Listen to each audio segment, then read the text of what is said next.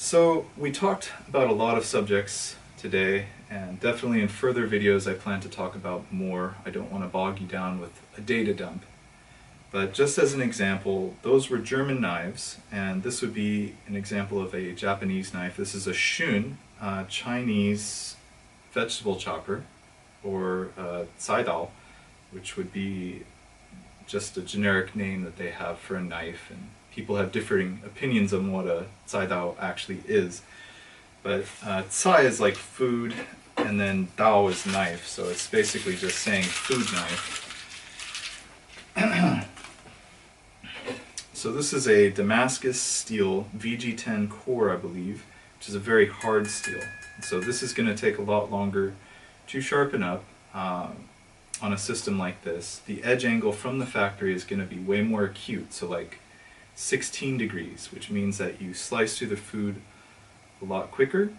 The blade stock is actually quite thinner, and that is for a different slicing style. So instead of whacking things like you might say with a heavy German cleaver, which I have here in my cabinet, which I'll show. I have a lot of things here, a lot of stuff to talk about on this channel.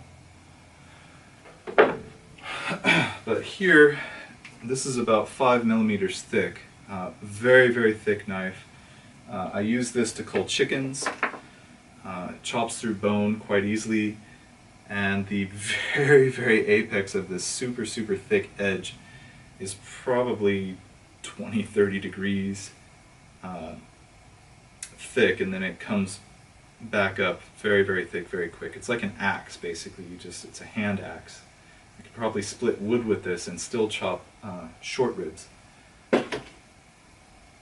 Whereas this, it's probably about 2.5 millimeters thick, and I actually prefer a Chinese chef's knife with about 2 millimeters or less spine, because I actually really like the Asian slicing motion.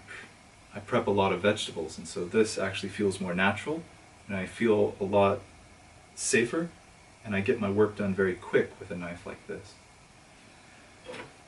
Whereas this JA Henckels International, that's probably 3 millimeters or more thick, and that's fairly standard for a German style knife. You might actually see them thicker. Some Japanese knives, like a more traditional kind of knife, let's see if I have one, they can be very thick, but they often sort of make up for that by having a single bevel on them. So a lot of knowledge about knives. I hope you found some of this useful, and I hope you come back where I can talk more in depth about a lot of different subjects. In terms of whether you should buy something like this, I highly recommend that you buy a system like this, especially if you're in a state like I am, where I am a stay-home father. I do the vast majority of the cooking and the cleaning in this house, and of course I take care of 2 small children. My time is at a desperate premium. So I can't really pull out a full set of stones and sharpen each knife meticulously in a day. Say if I wanted to restore an old kitchen knife back to a very safe, very good edge, such as this, it would probably take me an hour or more per knife. And that's assuming, of course, that your knives are in really bad condition. You can still get a workable edge using, simple tools like this, as long as your edge is fairly well maintained over the years. But a lot of people, their blades are not well maintained. Maybe the edge angle is not acute enough to have good cutting. And so that's where something like this machine comes in.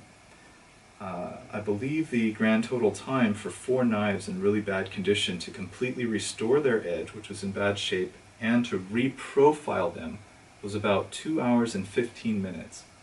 So that's a huge chunk of time savings when you consider I have a full set of stones, diamond stones, water stones, etc.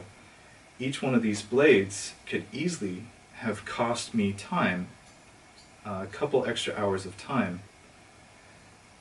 And that's very valuable. Time is money, and especially when you have kids, you can't just escape and go somewhere else to do something.